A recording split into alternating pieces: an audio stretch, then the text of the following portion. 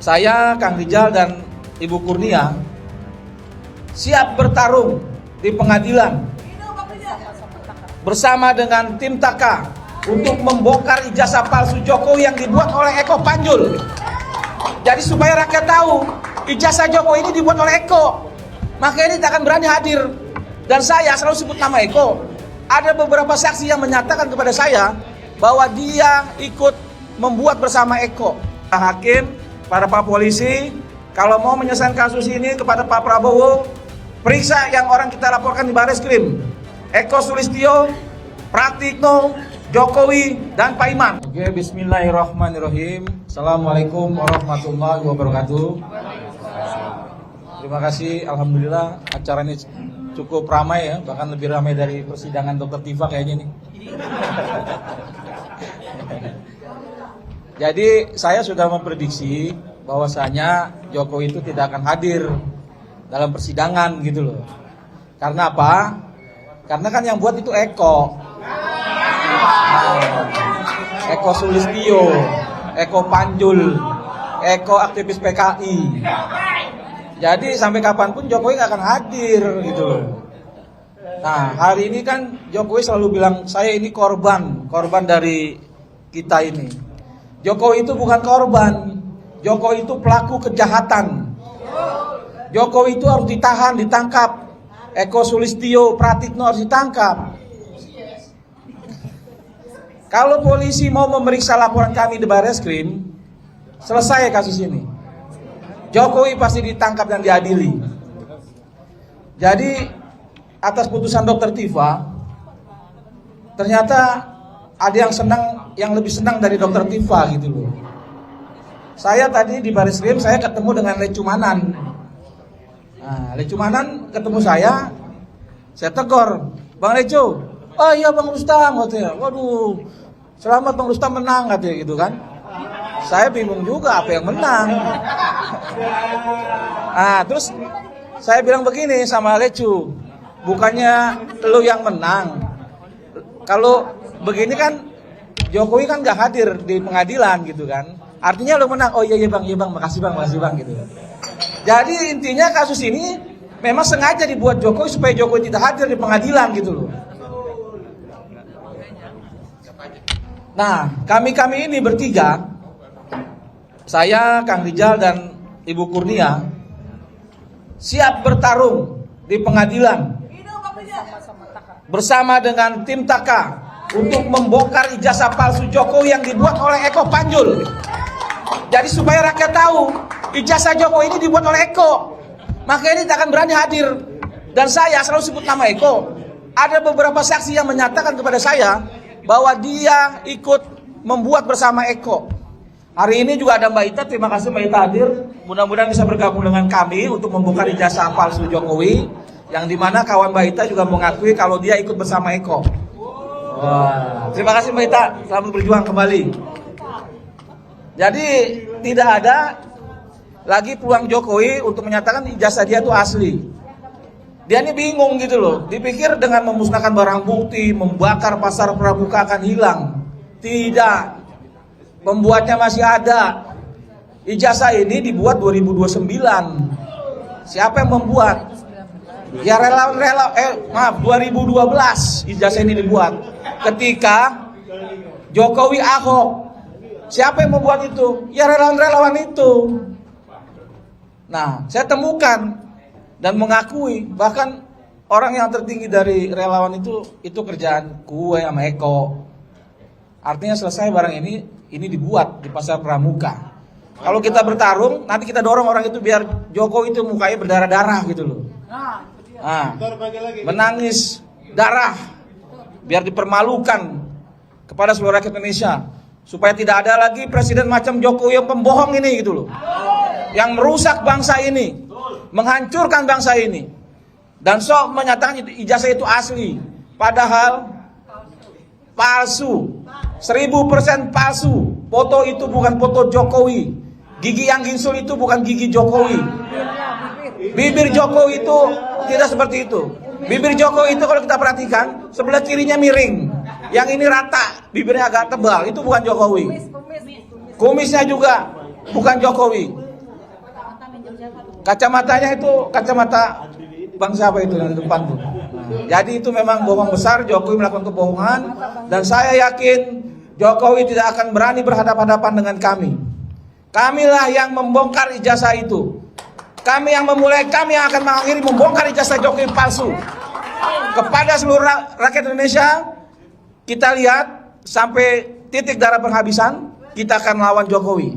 Kepada para termul, menurut saya segeralah menghindar dari Jokowi. Karena apa? Ijazah Jokowi itu dibuat oleh Eko Panjul, Eko kader PKI, aktivis PKI dari Solo.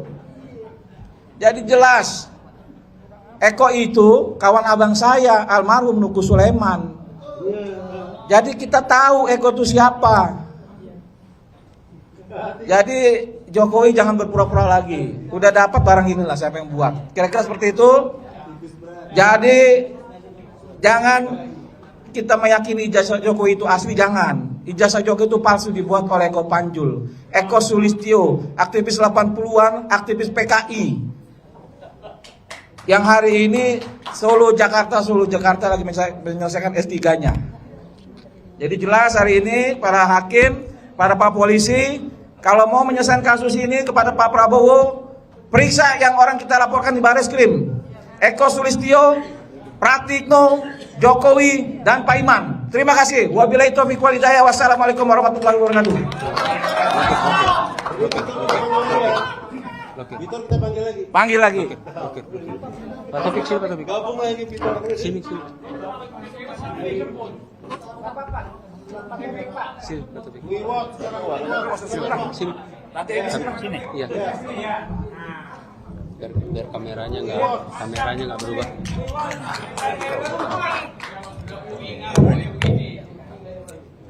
Bismillahirrahmanirrahim. Assalamualaikum warahmatullahi wabarakatuh. Mohon maaf segede-gedenya, saya terlambatnya bukan sedikit tapi luar biasa. Di seberang jalan sana udah terlambat sekitar hampir 30 menit. Muter kemari butuh waktu sejam lebih, kira-kira begitulah. Jadi minta ampun saya jalan. Jadi yang ingin saya sampaikan lewat kesempatan ini adalah bahwa paparan riset teman saya singkat namanya SA, saat itu dia masih di BIN, November tahun 2015. Paparannya 2 kali terbuka dengan jarak 1 minggu di gedung Kartika Chandra sana. Antara lain yang hadir itu Wapres waktu itu, Pak Agum hadir, rame-rame jalan. Dan apa yang dipaparkan, saya cuma percaya 30%. Saya ingin cerita latar belakangnya. Siapa Jokowi sebetulnya? Dia sudah memaparkan bahwa PKI gaya baru riset sudah nyusup masuk dan dia akan mengendalikan Polri. Kedua, dia kendalikan DPR dengan tidak berbunyi. Saya nggak percaya. Saya baru kenal beliau di sana. Dia waktu itu masih di BIN. Belakang saya tahu dia di BIN. Nah dia paparan 2 kali. Saya ngobrol banyak. Dia sampai bilang, Bapak percaya nggak? Saya bilang 30% percaya. Buat saya nggak mungkin. Tapi apa yang terjadi? Biar Anda tahu. Gara-gara dia paparan 2 kali, dia dipanggil oleh LBP dan dimaki-maki. LBP menuduh dia kampanye untuk kemenangan Prabowo.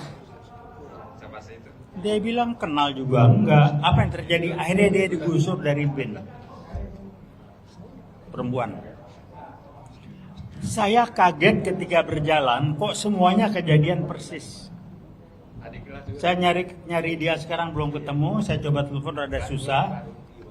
Tapi yang jelas suaminya tentara terakhir Brigjen digusur, dia dibuang ke Papua apa segala macam.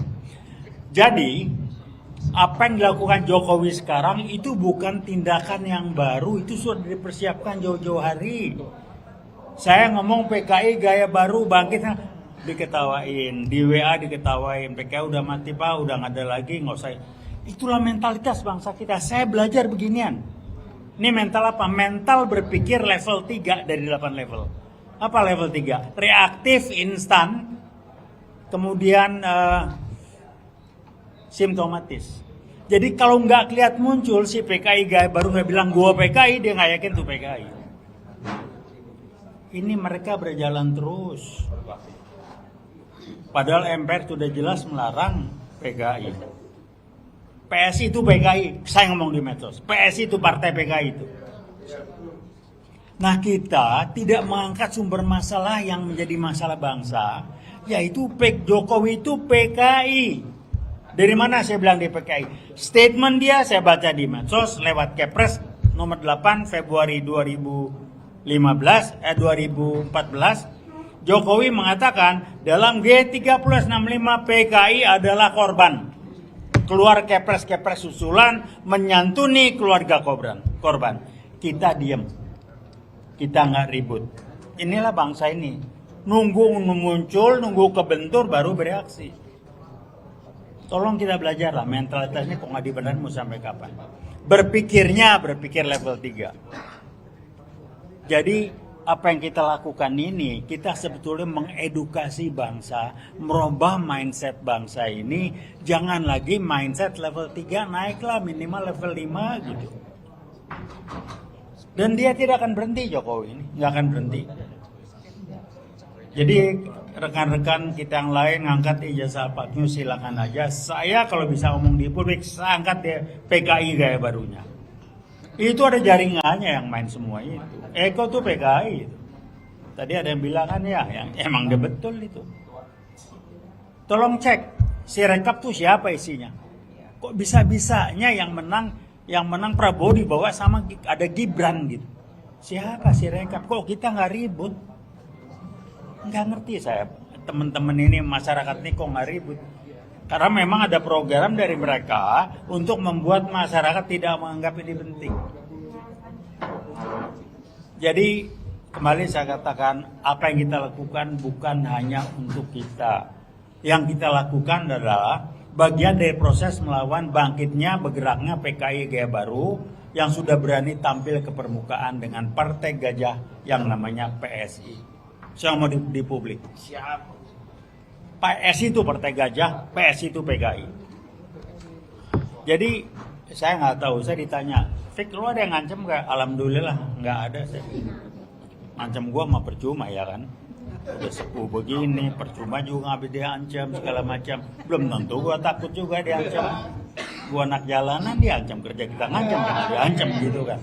Jadi tapi ini yang terjadi, ini tidak akan berhenti sampai di sini. Tidak akan berhenti sampai di sini. Dan untuk ada yang lain, Mbak kita saya nanya, ada yang ngancem-ngancem nggak? Saya paling takut, mereka akan dikerjain. Akan dikerjain. Ke keluarga orang yang tegas sekalian, ini PKI semua. Saya siap lawan fisik ke mereka, karena mereka sudah tidak punya mental berkelahi lagi, tapi nyusup kiri, nyusup kanan.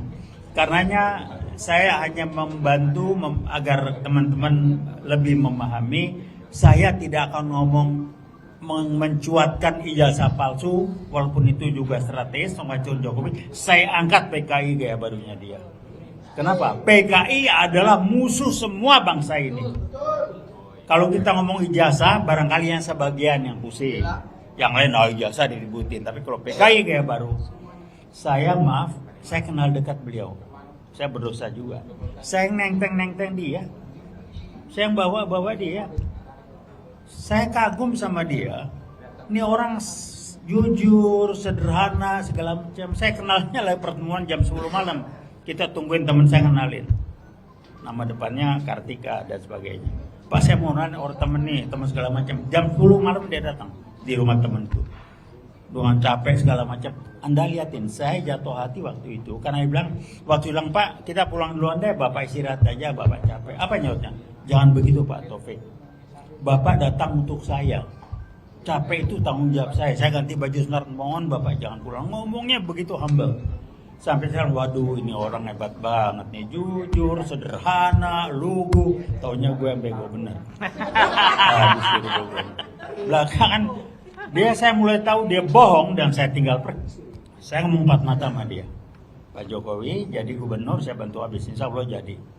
Begitu dia jadi, dia datang, Pak, Bapak minta proyek apa? Hah, kaget gua.